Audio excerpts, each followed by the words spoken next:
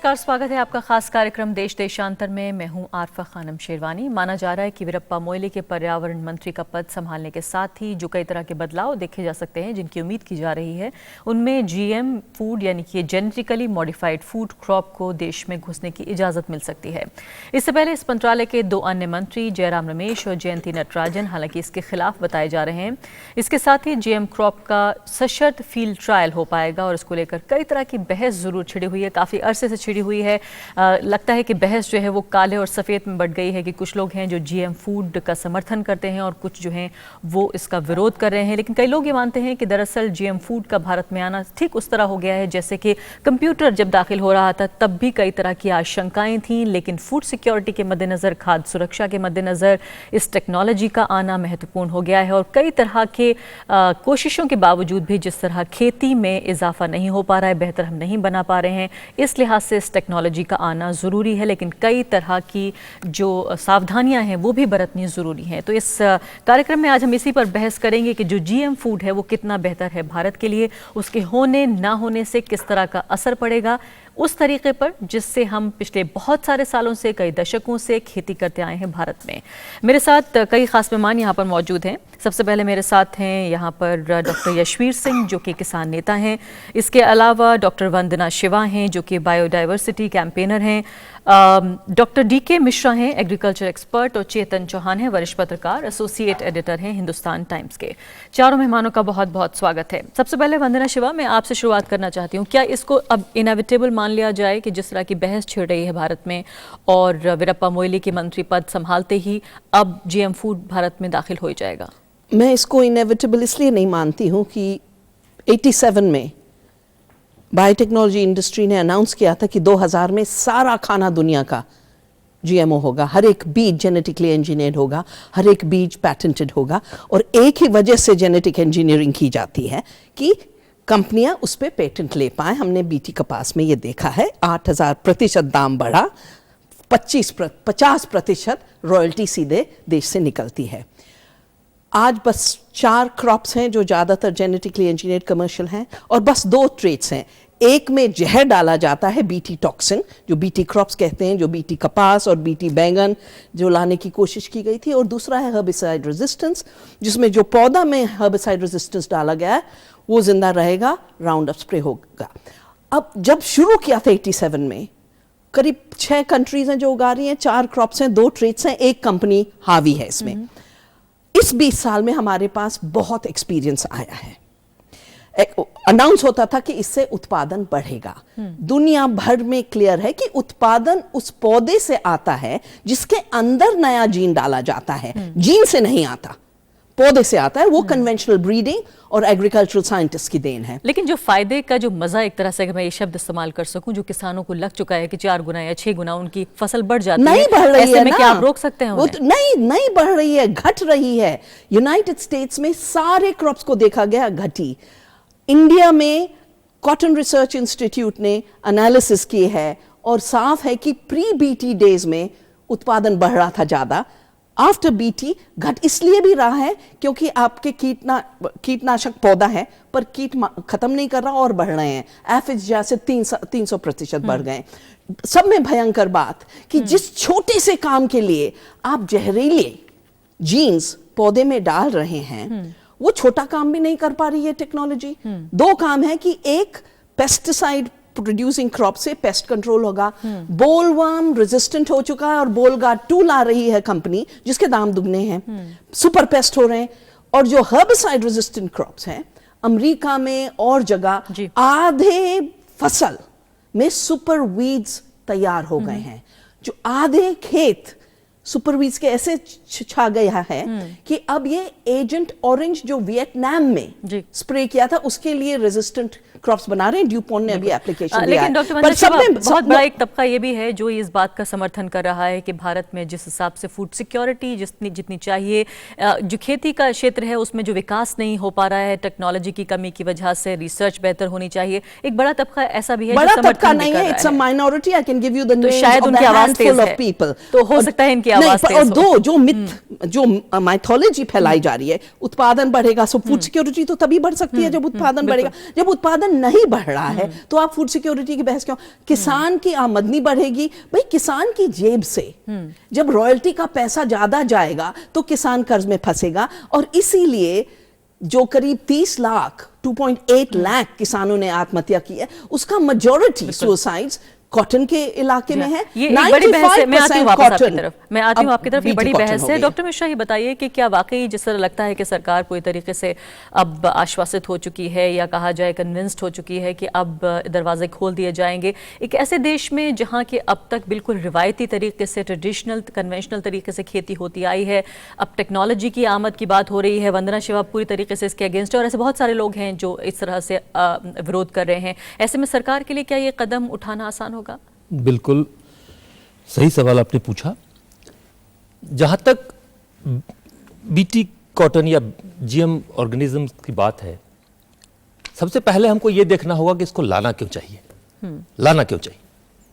Food security की बात लोग बार बार करते हैं, वहीं साथ में यह भी समस्या सामने आती है कि फूड सिक्योरिटी तो है, हमारे पास पैदावार काफी है, उसको हैंडल करने की परेशानी हमारे सामने है, स्टोरेज की समस्या है। Food availability is not the problem today. जहां तक बीटी की बात है, उन लोगों को ग्राउंड में जाके रियलिटी देखनी चाहिए। गुजरात का मैं एग्जांपल दूं, अमरेली में, सुरेंद्रनगर में, राजकोट में, वहां जहां पे लोगों ने बीटी कॉटन उगाए, बीटी कॉटन जहां उगाए 3 साल के बाद उन खेतों में ग्राउंडनट लगाने के बाद ग्राउंडनट में फल तो आया लेकिन कर्नल नहीं बना, दाना नहीं बना। और वो किसानों ने देखा कि जब बीटी कॉटन लगाया जाता है तो उसकी जड़ें आम कॉटन से 2 गुना या 2.5 गुना नीचे तक जाती हैं, वो ज्यादा न्यूट्रिएंट्स को जमीन से निकालती हैं। एज ए रिजल्ट जमीन जो है वो फर्दर बैरन हो रही है। तो जहां पे लोग उस बीटी कॉटन को बढ़ा रहे थे 3 साल 4 साल तक किया, अब लोग वहां पे उसको विड्रॉ कर रहे हैं। तो सरकार को उस तरफ जाने से पहले ग्राउंड की रियलिटीज को देखना चाहिए। दूसरी बात, तो एक खेती प्रधान जो देश है, सरकार रियलिटी नहीं जान रही है। उनको चाहिए, वो चाहे तो हम ले जा सकते हैं उनको खेतों में, किसान को खेत तक ले जा सकते हैं उनको हम। मैंने जिलों का नाम लिया है, वहां के बहुत सारे किसान जो हमारे संपर्क में हैं, उनके साथ हम काम कर रहे हैं और उनको देखा है हमने। और हमने स्टडी किया है कि जहां बीटी में हर एक सेल में जहर पैदा हो रहा है, रूट्स में, पत्तों में, वो जो पत्ते गिर रहे हैं और रूट से जो एक्सयूड हो रहा है, वो बेनिफिशियल माइक्रो ऑर्गेनिज्म सॉइल के, जिससे उर्वरकता आती है खेती में, वो मर रहे हैं। 4 साल की खेती में विदर्भा में 22% बेनिफिशियल ऑर्गेनिजम्स मर गए थे। उनके बिना आप खेती नहीं कर सकते। बिल्कुल। डॉक्टर यशवीर सिंह, ये बताइए कि क्या जिन विकसित देशों में इस पर एक्सपेरिमेंट हो रहा है, उनकी बात अगर हम छोड़ दें और भारतीय किसानों का हम जिक्र करें जिनकी नुमाइंदगी आप करते हैं, ये बताइए कि क्या हमारा किसान इतना शिक्षित है कि वो ये समझ सके कि इसके फायदे नुकसान क्या हैं? क्या इस टेक्नोलॉजी को हम अच्छे तरीके से इस्तेमाल करें, लेकिन जो इसका नुकसान है उसे पीछे छोड़ दें? देखिए, वही बदकिस्मती है इस देश की कि किसान शिक्षित नहीं है और उसकी अशिक्षा का ही वैज्ञानिक लोग भी, कंपनी भी और सरकार भी तीनों मिलकर फ़ायदा उठा रहे। इसी का कारण है कि जिस तरह ये तो 2 मेजर क्रॉप की बात करते हैं, कॉटन की और बैंगन की। मेजर क्रॉप जिसको फूड कहते हैं वो तो गेहूं और चावल है।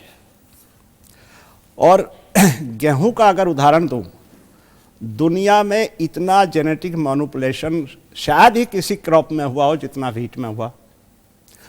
व्हीट ऐसे पौधों का हाइब्रिड है, स्पीसीज, इंटर स्पेसिफिक हाइब्रिड है।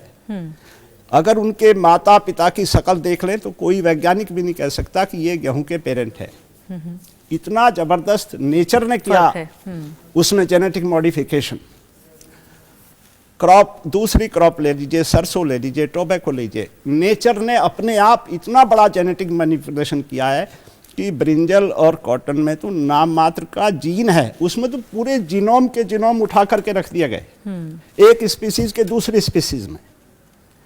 तो ये कहना कि मैं चूंकि जेनेटिक्स का प्रोफेसर भी रहा हूँ, इसलिए मैं बता रहा हूँ कि मुझे हैरानी होती है। फार्म लीडर हूँ आज, छोड़े हुए साइंस बहुत दिन हो गए।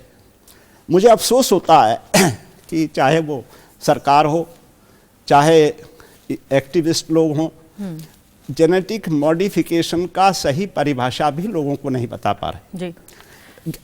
एक उदाहरण देता हूं। अगर गेहूं में एक जीन इंट्रोड्यूस कर दिया जाए पल्सिस से नाइट्रोजन फिक्सेशन का, तो हिंदुस्तान के 5 लाख करोड़ रुपए जो फर्टिलाइजर पे हम वेस्ट कर रहे हैं वो बच जाएंगे। नहीं हो पा रहा। पर नाइट्रोजन फिक्सिंग का एक जीन नहीं होता है, it's a multi genetic trait. पूरा क्रोमोसोम ऐड कर लीजिए, क्या दिक्कत है? जब वो जेनेटिक इंजीनियरिंग के द्वारा नहीं हो सकता। In genetic engineering, genetic modification is different from genetic engineering. मैंने बहुत साल नहीं, पढ़ाई। डॉक्टर सिंह ये बताइए, डॉक्टर सिंह ये बताइए कि अगर आम no, किसान के मद्देनजर it सोचें, may be- doctor Singh, it अगर may be a आम किसान की complete नजर से set हम of देखें, chromosome. अगर सरकार, Even you doctor can have Singh, substitution. Wheat बहस को में आगे बढ़ाते हैं। राई के क्रोमोसोम सब्स्टिट्यूट किए गए। That's through conventional And a breeding. crop has been Conventional synthesized. breeding और genetic engineering अलग है। कोई आंदोलन नहीं हुआ। डॉक्टर सिंह ये बताइए कि किसानों के पास हाइब्रिड के लिए कोई ऑप्शन क्या आंदोलन है? नहीं हुआ। किसान किसान के पास के लिए कोई आंदोलन नहीं हुआ। बेचारे को नहीं वंदना मालूम जी, वंदना जी, कि सिंह साहब कॉटन ये बताइए बोने कि से मेरा उसके सवाल खेत आप में- सुन लें, मेरा सवाल आप सुन लें, मेरे मैं पास वही समय कह रहा थोड़ा कम है, मैं सभी पहलू जैसा कवर मिश्रा करना जी ने चाहती कहा, हूँ। 3 साल तक क्यों नहीं उसकी एनवायरमेंटल स्टडी पहले हाँ। की गई? नहीं, मैं आपसे ये जानना चाहती हूँ कि भारत के किसान के पास क्या विकल्प है, क्या ऑप्शन है? ऐसा कोई लगता है विकल्प कि ये नहीं, फैसला वो तो सरकार अंधेरे लेगी? में है। नहीं, जो सरकार लेगी ये फैसला, उसको ऐसा जो लग रहा बताया है। जाएगा टेलीविजन के जरिए, पोस्टर के जरिए कि बीटी कॉटन बढ़ाने से उसकी इतनी पैदावार बढ़ जाएगी, ये क्वालिटी क्रॉप होगी, उसको दवाई नहीं छिड़कनी पड़ेगी, वो तो जा करके अनपढ़ आदमी है वही बीज खरीद लेगा। अब उसको थोड़ा ही पता 3 साल बाद इसका क्या नुकसान होने वाला। बिल्कुल। चेतन ये चौहान, सरकार की जी, गलती है। मैं वापस दोबारा आऊंगी कि आपकी 3 तरफ। साल चेतन तक चौहान ये उस- बताइए कि क्या वाकई बीटी कॉटन जो है, जिसको एक तबका कम से कम एक कामयाबी के तौर पर दिखाता है कि देखिए बीटी कॉटन की कामयाबी और इस तरह से हम दूसरी फसलों में भी इसको उगा सकते हैं, क्या आप इस बात से सहमत हैं? और सरकार का ये फैसला जो कि लगता है कि वाकई आ ही जाएगा, ये जो मुझे GM लगता है फूड बहुत की बात मुश्किल है। कारण आप समझिएगा कि सुप्रीम कोर्ट में केस चल रहा है, टीसी की रिपोर्ट आई है जिसमें 4 लोगों ने, 4 साइंटिस्ट ने 10 साल के मोरेटोरियम की बात की है। एक साइंटिस्ट जो एग्रीकल्चर मिनिस्ट्री के स्पॉन्सर थे, उन्होंने कहा है कि इस पे कोई मोरेटोरियम नहीं होना चाहिए। उसके अगेंस्ट मिनिस्ट्री को जाना बहुत मुश्किल है, क्योंकि बहुत रिसर्च हुआ है कि अभी कोई साइंटिफिक स्टडी इंडिया में नहीं है जिसमें आप फील्ड ट्रायल अलाउ कर सकें। और कैसे आप बचाएंगे सॉइल को या कंटेमिनेशन ऑफ द एनवायरनमेंट को, उसका कोई प्रोटोकॉल जीईसी के पास नहीं है, सरकार के पास नहीं है। और इलेक्शन के टाइम में जब पूरे देश में एक इन्वायरमेंट ऐसा है कि जो एंटी जीएम क्रॉप है, उस टाइम में आप फील्ड ट्रायल अलाउ करके, मुझे लगता नहीं है कि सरकार इस तरह कुछ करेगी। हाँ, लिमिटेड लैब एक्सपेरिमेंट्स अलाउ किए जाएं, उससे ज़्यादा मुझे लगता नहीं है कि जीईसी में या सरकार बहुत ज़्यादा कुछ अलाउ करने वाली है। लेकिन जो मल्टीनेशनल कंपनीज हैं उनका भी मल्टीनेशनल कंपनीज का प्रेशर पिछले 3-4 सालों जब से बीटी ब्रिंजल पे मोरेटोरियम लगा है, तब से मल्टीनेशनल कंपनी, एक ही मल्टीनेशनल कंपनी है, बाकियों का इतना दबाव नहीं है, उनका दबाव चला आ रहा है। एग्रीकल्चर मिनिस्ट्री के थ्रू दबाव रहा है। सुप्रीम कोर्ट में अगर आप देखोगे एफिडेविट जो फाइल किया एग्रीकल्चर मिनिस्ट्री ने, वो एनवायरमेंट मिनिस्ट्री से टोटली डिफरेंट एफिडेविट था। जब जॉइंट एफिडेविट की बात हुई कि दिसंबर 16 को फाइल करना था, तो फाइल नहीं कर पाई सरकार, क्योंकि एनवायरमेंट मिनिस्ट्री ने पोस्ट किया उनका एफिडेविट।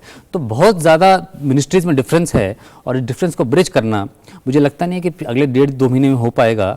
जबकि वीरप्पा मोइली साहब जो हैं वो फेवर में हैं कि जीएम क्रॉप्स को पुश किया जाए, उससे इन्वेस्टमेंट आ सकती है। पर इन्वेस्टमेंट से बड़ा मुद्दा जो है इन्वायरमेंटल सेफ्टी का है, अवेयरनेस का है, और उसके जो हार्म होंगे उस पर कोई फुल प्रूफ टेस्टिंग नहीं हुआ, कोई रिसर्च नहीं हुआ।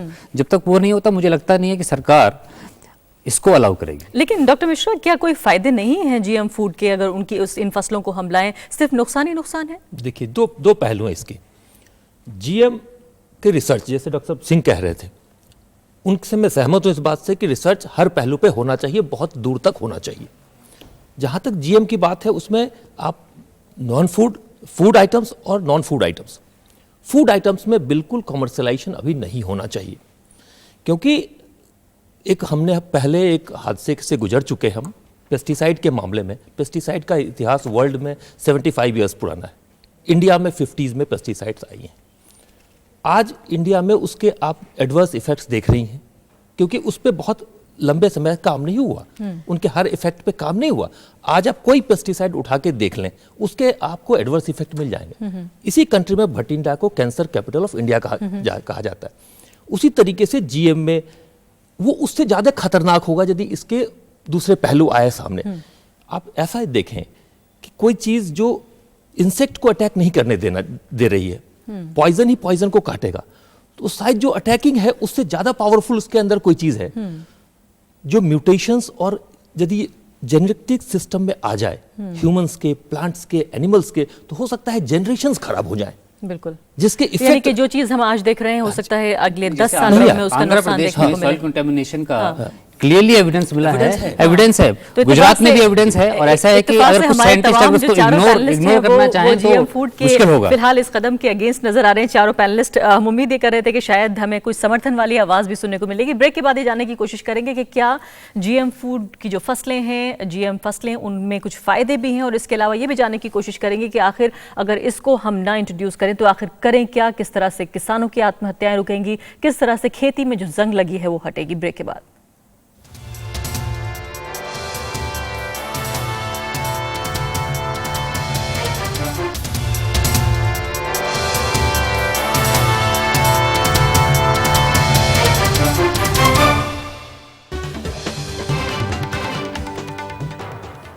तो देश देशांतर में आज हम चर्चा कर रहे हैं जेनेटिकली मॉडिफाइड फसलों के ऊपर कि क्या इसके एक बार भारत में आ जाने पर जिस तरह से खेती की जाती रही अब तक भारत में, जिस तरह से जो खाना हम खाते रहे हैं, क्या उसमें तब्दीली आएगी और क्या वाकई सरकार ये फैसला लेगी जिस तरह की उम्मीद नज़र आ रही है, जिस तरह की जो सर्कल्स हैं, जो पावर सर्कल्स हैं, उनमें इस तरह की बहस हो रही है कि वाकई अब एक तरह से ये बात साबित हो चुकी है कि अब जो बड़ा तबका है वो इसकी तरफ आ रहा है। लेकिन हम ये जानने की कोशिश करें कि अगर ये कदम उठता है तो किस तरह से इसके अच्छे या बुरे असर हो सकते हैं। चेतन चौहान, ये बताइए कि कुछ लोग ये भी कह रहे हैं कि सिर्फ विरोध करने के नाम पर विरोध हो रहा है, जिसे कहते हैं अंध विरोध किया जा रहा है, और जो अच्छी चीज़ें हैं इसकी उसको इग्नोर किया जा रहा है। नहीं, इसमें विरोध इसलिए हो रहा है क्योंकि इसके जो साइड इफ़ेक्ट्स हैं वो विजिबल बहुत जगह पे नज़र आए हैं। सबसे कमी जो है रिसर्च की कमी है। GM फूड पे, क्रॉप्स पे प्रॉपर रिसर्च नहीं हुआ, इंडिपेंडेंट रिसर्च नहीं हुआ है। आज इंडिया में या मान लीजिए कहीं पे भी साइंटिस्ट दो तरह, या तो एक्टिविस्ट के साइड वाले साइंटिस्ट हैं या वो कंपनीज के साइंटिस्ट हैं। इंडिपेंडेंट साइंटिस्ट आज GM फूड में मिलने बहुत मुश्किल हैं। हाँ, तो पूरी डिवाइडेड डिबेट है इस पे, यहाँ तो वो इसके अगेंस्ट में है या इसके फेवर में है। आगे का रास्ता निकालना ऐसी डिवाइडेड डिबेट में बहुत मुश्किल हो रहा है सरकार के लिए भी और इंडस्ट्री के लिए भी। तो इसमें कंसल्टेशन होना चाहिए और सरकार को एक रिसर्च मॉड्यूल बनाना चाहिए जिससे रिसर्च हो सके कि अगर आप GM फूड लाना चाहते हो, क्रॉप लाना चाहते हो, तो कितने टाइम में आएगी, कैसे आएगी, उसके साइड इफेक्ट्स अगर होते हैं तो उसको आप कैसे मिटिगेट करोगे, उस पर पूरा एक प्लान सरकार के पास होना चाहिए। अभी एडहॉकिज्म पे हुआ है, BT कॉटन आया है, उसके बाद जो उसके साइड इफेक्ट हुए तो सरकार को मालूम नहीं है, किसानों को मालूम नहीं है कि उससे डील कैसे करना है। तो वो चीज़ रिपीट नहीं होनी चाहिए फूड क्रॉप में, क्योंकि फूड क्रॉप का इम्पैक्ट जो है इंसानों में पड़ेगा। अभी तक जो दूसरी क्रॉप्स हैं उनका तो ज़मीन पे असर पड़ रहा है, इन्वायरमेंट पे पड़ रहा है, लेकिन फूड क्रॉप जब ब्रिंजल, टोमेटो या बाकी जो आती हैं तो उसका इंसान पे इम्पैक्ट पड़ेगा। तो उसके लिए प्रॉपर रिसर्च होना बहुत ज़रूरी है। और मुझे लगता है कि सरकार को जल्दबाजी में कोई कदम नहीं उठाना चाहिए, क्योंकि इलेक्शन आ रहे हैं, कुछ कंपनीज को खुश करना है, इसलिए उसको पुश करना इस टाइम पे बिल्कुल गलत होगा, ठीक नहीं होगा। जी हाँ, डॉक्टर वंदना शिवा, ये बताइए कि जिस तरह से बात हो रही है, कह रहे हैं कि शायद चुनाव का वक्त नज़दीक है और जो ये जाहिर है जो हम बात कर रहे हैं ये मामूली किसानों की नहीं है, गरीब किसानों की नहीं है, बड़ी बड़ी मल्टीनेशनल कंपनियों की बात है जिनका इतना बड़ा टर्नओवर है कि समझना भी मुश्किल है। हरित क्रांति जिस तरह से ठहर सी गई है, जिस तरह से खेती में नई तकनीकी की कमी आ रही है, आपको लगता है कि ये भी एक वजह है कि आवाज़ें उठ रही हैं कि कुछ तो हो कम से कम? नहीं, क्योंकि विकल्प बहुत हैं।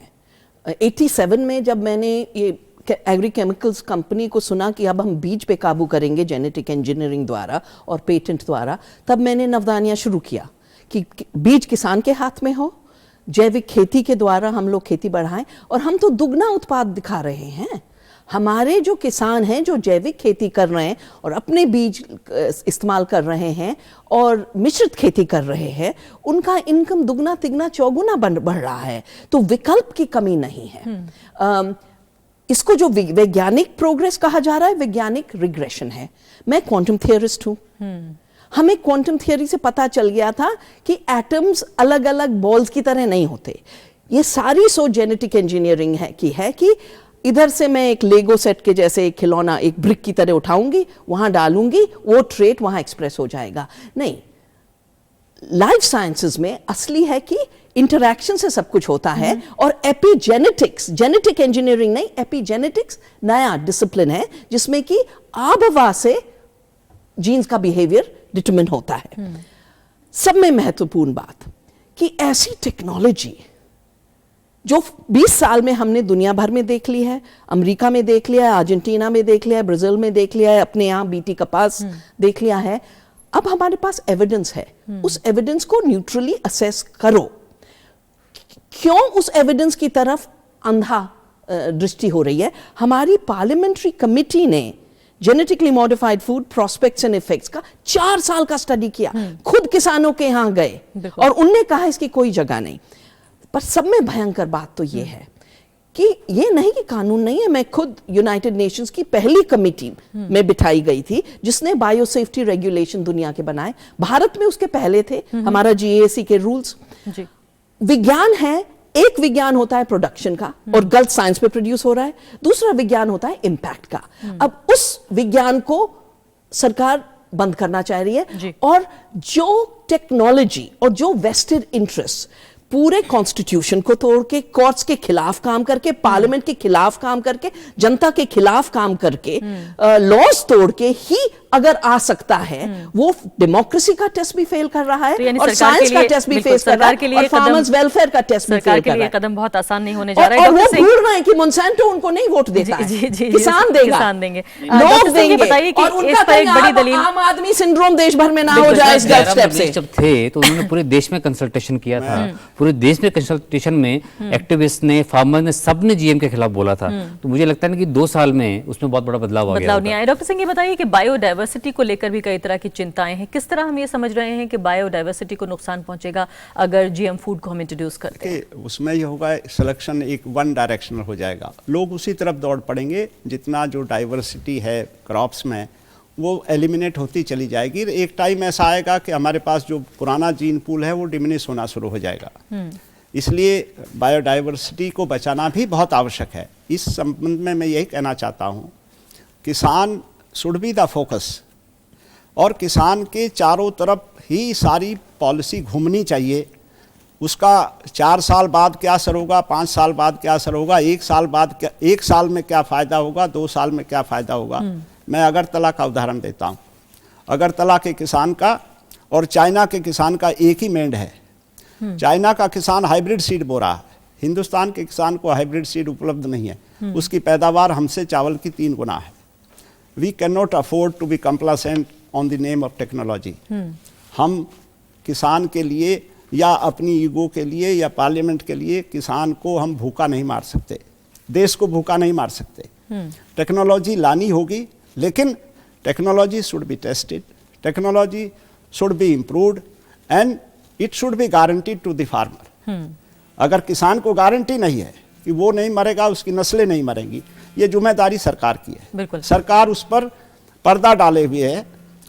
आत्महत्याएं क्यों हुई, सीड फेलियर क्यों हुए, कंपनी की भी रिस्पॉन्सिबिलिटी फिक्स करे, साइंटिस्ट की भी रिस्पॉन्सिबिलिटी फिक्स करे। लेकिन GM फूड अभी तक जो किसान आत्महत्याएं कर रहे हैं, क्या उसके पीछे, तो उसके पीछे वजह GM फूड हुआ है। कहीं बीटी कपास से शुरू हुआ, कपास में हुआ है। और एक पक्ष तो उसका कामयाबी का भी है, एक पक्ष कामयाबी का है, दूसरा पक्ष कामयाबी का। कहीं 95% बीटी कॉटन हो गया है। वो कामयाबी इसलिए है कि सारे विकल्प खत्म किए। कॉटन रिसर्च इंस्टीट्यूट ने एक वैरायटी विदर्भा में नहीं रिलीज किया है। किसान की सारी अपनी उसकी फसलों का बीज खत्म कर दिया गया और 60 इंडियन कंपनीज लाइसेंसिंग अरेंजमेंट्स में लॉक्ड इन है। वो मोन्सेंटो के बीटी कपास के सिवाय और कुछ बेच नहीं सकती। ये तो एक नॉन ऑप्शन से फैला है। 95% बीटी कॉटन मोनोपोली का एक एक्सप्रेशन है। ये मोनोपोली का एक्सप्रेशन है। It is not a result of farmers choice. Technical side और है। मेरा साइड ये है कि इंडियन कंडीशन साइंटिस्ट क्या कर रहे हैं, उनको तो हटा दिया है रास्ते से। आखिरी बात, इंडियन कॉन्टेक्स्ट में किसी भी बीटी ऑर्गेनिज्म का, बीटी क्रॉप का कॉमर्शलाइजेशन पॉसिबल ही नहीं है, क्योंकि उसके लिए जो बॉर्डर रोज और प्रोटेक्शन चाहिए। इंडिया की लैंड होल्डिंग इतनी फ्रेगमेंटेड है कि यदि बॉर्डर करेंगे तो वो क्रॉप ग्रो ही नहीं कर सकता है किसान। तो किसी भी क्रॉप में पॉसिबल नहीं है प्रैक्टिकली। बहुत बहुत शुक्रिया डॉक्टर DK मिश्रा आपका, वंदना शिवा, डॉक्टर यशवीर सिंह और साथी चेतन चौहान। तो साफ तौर पर बहस जो है वो एक तरफा जरूर नजर आ रही है इस वक्त, लेकिन ऐसे भी कई लोग हैं जो भी ताकतवर लोग हैं और ताकतवर कंपनियां हैं जो ये चाहती हैं कि जो GM क्रॉप है वो भारत में आए। उम्मीद हम ये करते हैं कि जो भी फैसला हो वो आम आदमी, गरीब आदमी और गरीब किसान को मद्देनजर करते हुए हो। इसी के साथ अभी के लिए इतना ही। नमस्कार।